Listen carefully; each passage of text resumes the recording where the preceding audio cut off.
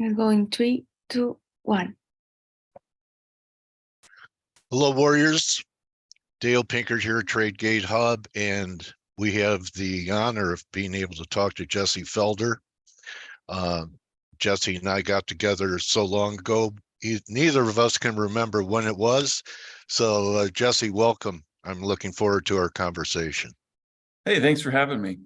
So, Jesse is the founder of Felder Investment Research, LLC, and also the host of Super Investors. So we have something in common, Jesse. We can go either way on a mic.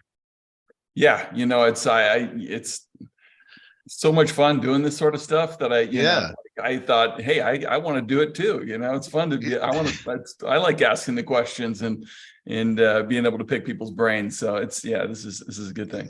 It's intelligence gathering, and I had that idea, and it was probably when we first talked on FX Street, that who better to ask the questions than has been asked the questions, because we know what our viewers and our audiences want to know. And absolutely. And it's intelligence gathering. It's made me better. Oh yeah, absolutely.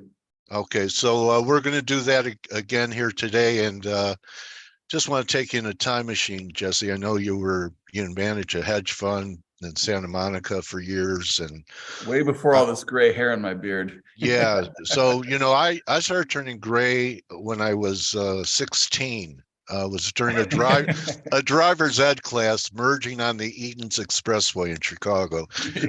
So, before you were managing money, did you always know that you had an interest in the markets? Did it happen at a young age? Did you know when you were in school that you would end up where you are now?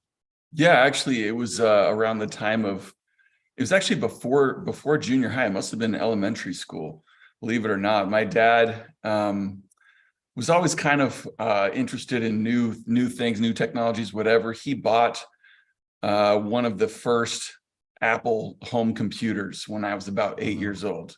Okay. And to get me into it, he got a couple of games for it. One was a game called Millionaire. And on YouTube, you can actually Google this. It's one of the most boring, worst video games you've ever seen in your life. It's like, it's terrible, but essentially it's a stock market simulator. And you pick stocks and it tells you how you did. And like I said, it's a terrible game. But for me, it was enough to get me interested in, oh, okay, wow, this is based on real life.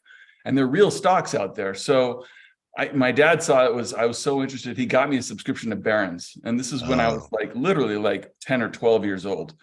And so every weekend I would look up different stocks, companies that I liked, and I would write down the stock price every Saturday when we got, Barron's, and just started tracking stock prices when I was really young. And so, yeah, it's always been something that I've had an interest in. Okay. Have you had any mentors in your own life or major influencers that have helped you along the way? Well, directly, I did have a lot of help. When I first started, right out of college, I went to work for Bear Stearns in LA, and I gravitated towards a gentleman there who was essentially running a hedge fund within Bear. And he and I left a couple of years later to start our own hedge fund firm. And he really introduced me. The first couple of guys I worked with at Bear were really just, terrific salesmen, right? Yeah. But I realized they didn't know anything about markets, how to make money in markets, all that kind of stuff. And so I said, I'm more interested in that side of the business. And so I started working for this guy. You didn't like making cold calls, Jesse? No, not my thing. I'm actually a very introverted person, interested in the research side of things. And so, I'm not. I remember that. Here's a Colts directory. Go build a business. Exactly, and these guys, we all went through that when we really wanted to learn how to trade. Well, let's see. I'll work the C's today. Okay, I'm Mr. Cooper, Mr. whatever. Okay, so you started trading. You started a hedge fund with this guy. How did that go? It went great. It was we started a long short fund, an income only fund, and or income focused fund, and a short only fund. And this was in like 1997. And you can imagine how fun it was to manage a short only .com. fund from 97 to Oh, 2000. We actually did fairly well until 1999 was just kind of a blow off year, yeah. and it was a tough year for short only. But luckily, the long short fund did really well. And we started with about 100 million under management, grew to over $1 billion by the time I left, and I quit the firm in March of 2000, with just end up Yeah. having disagreements with my partner, whatever. But they ended up growing to well over 10 billion, and it was a great learning experience for me to be. I was head trader of a small growing firm and assistant portfolio manager, and learned a lot about pairing traditional kind of value investing with traditional trading concepts of risk management and technical analysis and all these kinds of things. And so I really did learn a ton in a pretty short period of time. Do you miss it? Do you miss running money? Do you still, do you trade your own account? Or is it strictly about having the detachment from not being positioned and talk your own book, kind of a thesis behind your research?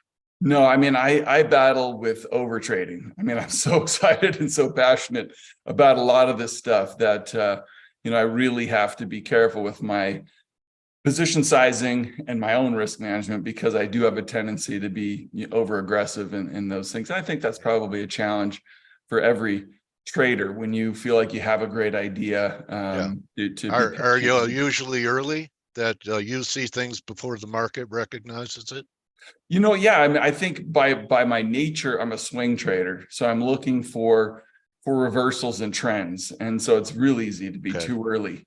So you really have to be disciplined with risk management and position sizing. Okay. All right. Well, let's come back to yesterday with the Fed. And what did you make out of the double talk? I think Jay Powell's been very consistent. They're prioritizing the stable prices side of the mandate, right? I mean, the employment side, they don't have to worry about. In fact, if anything's worrying about it, it's that it's creating too much inflation, that the labor market is too tight. Right. So this, full employment, stable prices, dual mandate, he's been very clear. We're doing great on the full employment, right? We have incredibly low unemployment ratio. But we're not doing great on the stable prices side. And so we have a lot of work to do there. And, there's still no sign of inflation coming back to 2, right? I mean, we started coming back down, but there's so many different things you can look at, whether it's the, trimmed mean CPI, all these kinds of things, sticky price CPI, not just, headline. Wage growth, all these things suggest inflation is not coming down, back close to 2 anytime soon. And so that suggests that the Fed needs to keep, even if they're done raising, they need to keep, Fed funds rate maybe above 5 for a prolonged period of time, months, if not quarters and even years. The question is, will the markets allow them to do that, right? If this banking crisis grows into something bigger and we get a credit crunch that really starts to hammer the economy, it might force the Fed to pivot in a way that markets are anticipating. But right now the market's off, wrong-footed, looking for cuts. He wouldn't even say the word pause. Yeah. So go ahead. I was just going to say, one of my favorite things to read is the research that's coming out of Bridgewater. They do such great work. And, they've been saying for months now, the markets need to wrap their head around this idea that the Fed can't come to the rescue in the way that they have in the past. Right? That paradigm is over. Yeah. Low inflation has allowed them to pivot and cut rates and print money and do all these things at the drop of a hat, for the last 12, 13 years. Now with inflation so elevated, they just can't do that. And that's something that the markets, I think, are still wrestling with. Well, they're wrestling. They were taken down. It was a 2-leg takedown this week. If you see the chart, pretty ugly red weekly candle. I'll have a 2-week reversal if we close under 41.33. This market looks vulnerable to me. Everyone thought we'd be okay till mid-year, and if there was going to be a sell-off, it would happen in the fall. Maybe it's going to happen right into June and the debt ceiling fiasco. And want to get to what you think about that, because really the market in 2011 held together through the whole theatrical drama. And then once they raised the debt ceiling, Jesse, that's when the market broke about 18-20%.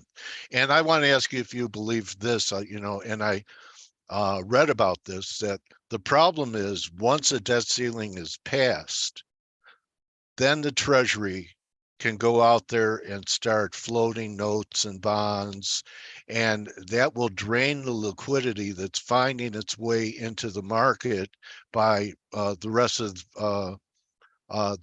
the business and financial community being crowded out by a Fed that needs to finance a growing, out of this world Rod Serling type debt. Yeah, and that's a great point. That I think, I'm watching that 10-year Treasury yield. Everything tells me, copper to gold ratio, whatever, that it should break down below this, whatever 335 level. The fact that it's not, I think, is troublesome. I mean, yeah, I think it will. Don't you think what's going to be behind this move? And I could see us moving maybe to 310 is going to be a risk off move. And that's why you could get the bonds even maybe breaking out over 109. Yeah, I think the reason I'm watching it is because it should break down. So I think there will be in the yield, and TLT should break out higher. Right. So what I'm looking for is, what if it doesn't break down? And that would be an important sign that this time is different, in the respect that you're right. The Treasury has a ton of debt to sell. Yeah. Right. They have to reload that Treasury general account. It's running down to nothing. That's why Janet Yellen's coming out and saying, June 1, we're going to be, Treasury's going to be broke. So we need to refill this. And at the same time, you have, central banks around the world that are, saying, hey, we don't want Treasuries. And you have the Fed that's reducing its balance sheet. They want gold. Yeah. Where's the demand, going to come from to buy Treasuries? Pension funds, I think, like these higher Treasury yields and things, and maybe they'll, be stepping in, right? They can average out now from the ones they held from 2 years ago. Yeah, and pension funds, back in the Civil War lows. Yeah, there was a great article in the Wall Street Journal that CalPERS, the biggest pension fund in the country, used to be 100% in Treasuries back in the 60s. Now they're only, I think, 15% in Treasuries or something now, because of the last 10 plus years they've been forced to take on more risk to try and generate return. But now with risk-free yields, risk-free, being above zero, it makes more sense for them to start trying to buy Treasuries. But what I'm looking for is, if the Treasury yield doesn't break down, if the TLT doesn't break out, it could be a sign to me that there's a supply-demand mismatch there that could be problematic. So it's something I'm just keeping a close eye on. Well, couldn't we, just complete this correction down to 3% and then begin to march higher to higher yields, maybe up towards 4.8, 4.9? Yeah. But first we have this little decline towards 3%, and maybe, just, throwing out possible narratives. For sure. I mean, copper to gold ratio says it could fall back to, 2.5, or lower, or 2 even. Yeah. And and you and I are going to be talking copper because you've been tweeting about it. But, gold and silver have acted great. Gold monetary metal, a metal about destruction, and copper about construction. And looks pretty ugly. Some of the shares look pretty ugly. And you know, with what you're writing about, let's go to copper, because you talked about that for us to make the transition to a green economy, or perhaps it was more about EVs, that it's going to be impossible because of the shortages of copper. Yeah. I mean, this could just be a trade. We could go to 3.5 and then start heading higher. But do you believe that that to be true? I know it takes forever to develop a copper mine, 10 years or at least, and there are hardly any new mines coming online, are there? Yeah, I mean, I think generally in big picture, we're in a new commodity super cycle. Okay. That will last a number of years. Okay. So longer term, copper prices I think are headed much higher. Precious metals price is higher. Oil price is headed higher. In the short run, we're dealing with potential for a hard landing in the economy. Right, you're seeing that in the oil price. There's oil in copper. And for me, one of the major indicators is the small cap stocks, right? Yeah, Russell. Small cap stocks are everyone's talking about. There right? you go. The stock market's being held up by essentially Microsoft, Apple, Nvidia, a handful of others maybe. But small caps look like they could be breaking down here, and small caps are typically the most economically sensitive sector within the stock market. You look at things like, transportation stocks too, retail, all these things have been underperforming for a while, but, and small caps are heavily exposed to these regional banks, which is another part of it. It was their source of credit. Yeah, exactly. And so small caps are pointing to a hard landing. And if we get a hard landing, you could get some more weakness in, oil prices and copper. But longer term, I think they're very bullish just from supply demand dynamics. And it comes back to the capital cycle. We've had dramatic underinvestment in commodities, dramatic overinvestment in things like technology and AI, data centers and cloud and AI and all these things. And so what that means is over the number of years, returns where there's too overinvestment, returns go down. Where there's underinvestment, returns are good. So I think that's a really good kind of fundamental backdrop for how do you want to trade over the next few years. I think you want to be looking to buy dips in commodities and real assets, and look to be selling rips in financial assets. I'm with you. I wanted to ask you if you have a view, and if it matters to you what the dollar is doing, because I've heard the expression that if I can get the dollar right directionally, I could get the whole market right, because pretty much you've had a weak dollar, you've had risk on. Everything goes up when the dollar is weak, just different degrees, and most things go down when there's dollar strength to different degrees. There's an awful lot of talk, and I've never seen more about de-dollarization, Jesse, than I've been reading about, and even being asked by people who aren't even in the industry, that come up and tell me, what's with the dollar, Dale? What should I, is there anything I should do about the dollar? Yeah, well, I'll just defer to somebody who's way smarter and way more successful than me. That's Stan Druckenmiller, who recently said, this is the most difficult environment he's experienced as a trader in 45 years of doing this. He has one conviction trade on, that's short dollars. Long gold is the other side of that trade. The reason for this, I think, is because a number of reasons. De-dollarization is part of it. We weaponized the dollar when Russia went to war with Ukraine and placed all the sanctions on their dollar-based assets, froze their dollar-based assets. And I think that sent a clear message to the rest of the world, countries around the world. It's dangerous to hold dollars, right?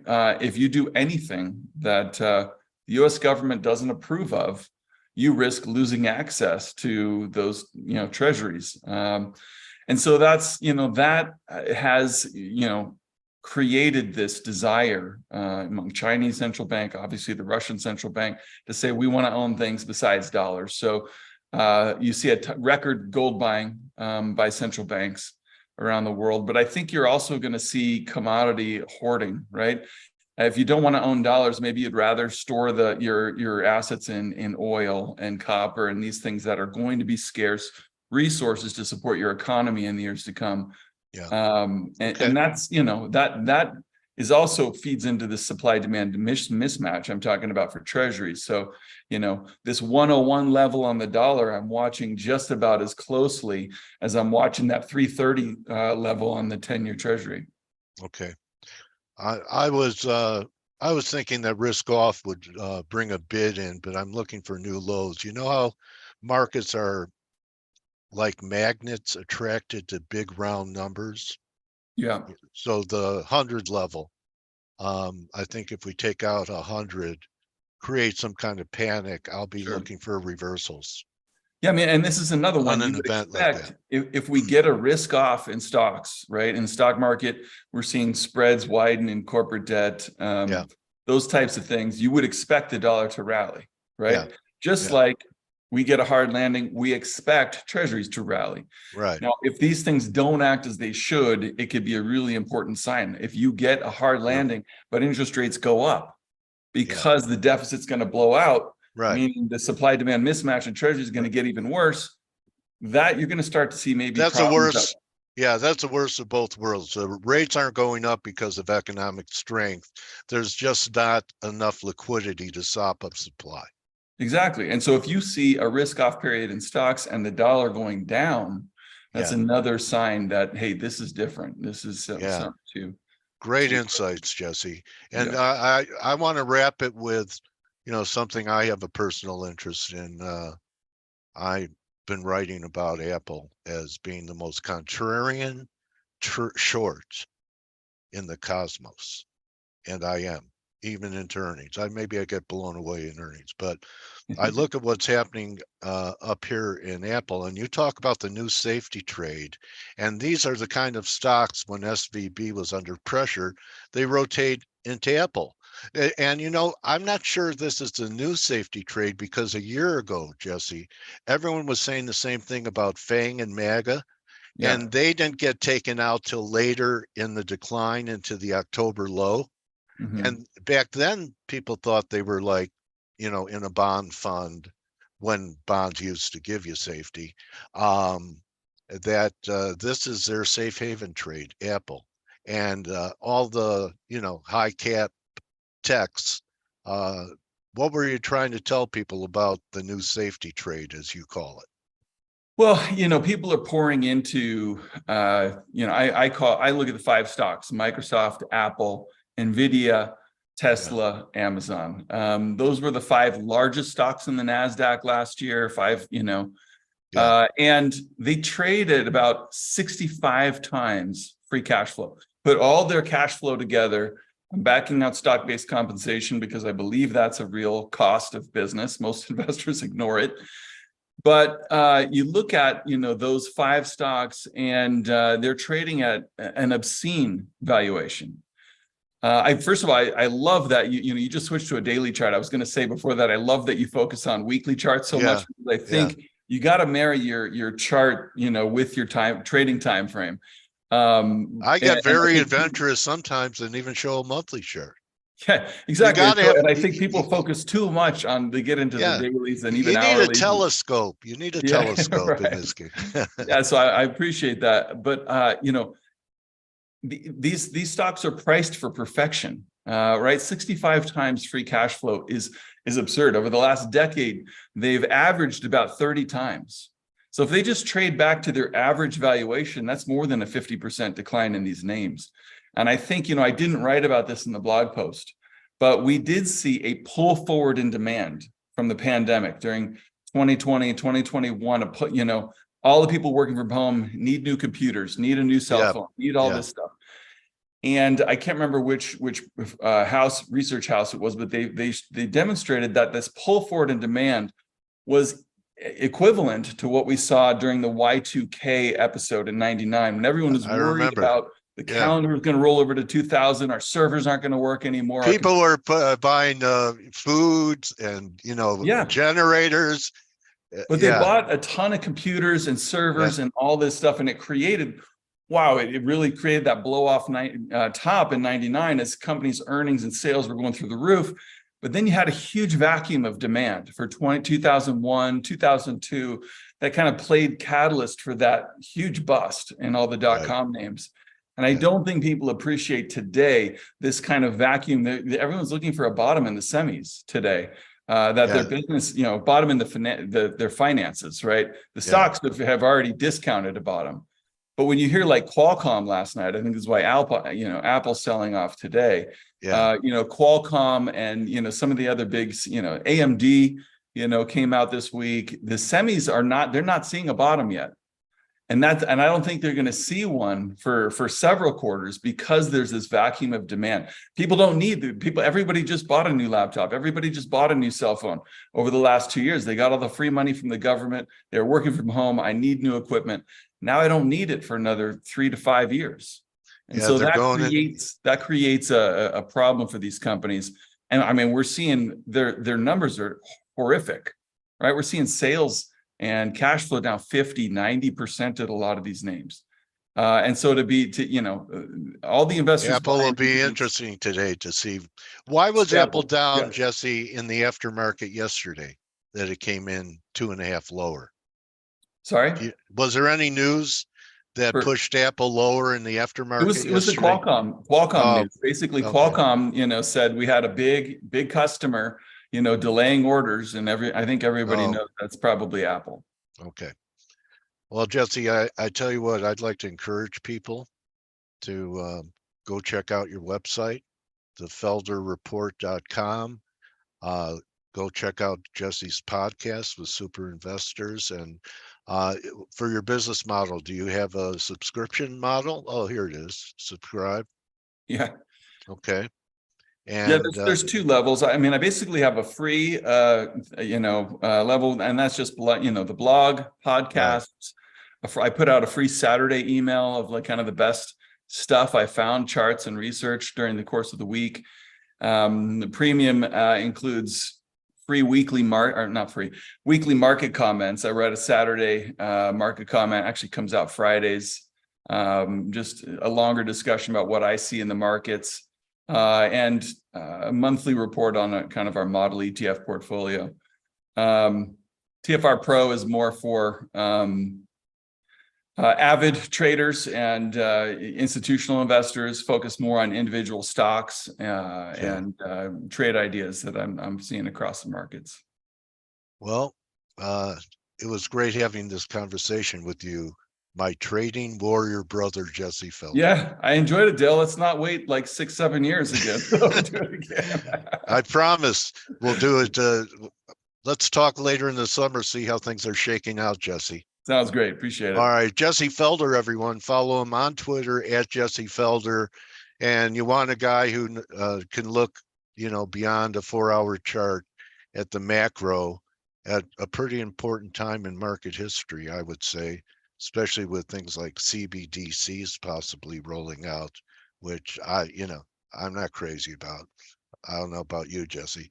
But anyway, this is a guy who, has been there. And I always say, Jesse, you can't learn experience. It only comes with the passing of time and living through adversity. But you can learn. Absolutely. I think one of the healthiest things that, I think it's a quote that comes from Market Wizards, is that, look at, you're going to make losses, right? But if you look at losses as tuition at the school of trading, right? And you try and get better from and not make the same mistake twice. I mean, then you look at it as hey, this is a way to learn and get better. And that's how everybody does it. So it's not. But you can learn from the experienced. True. I mean, my goal is to help people avoid landmines I've already stepped on. Right. Well, that's the ideal, right? To not have to make the same mistakes that every other trader's made. And if you can do that, then you're definitely a step ahead. Really glad we got back together and our paths crossed, Jesse. Thank you very much for your time. Hey, thank you. It was a blast. And edifying our community. Jesse Felder, everyone.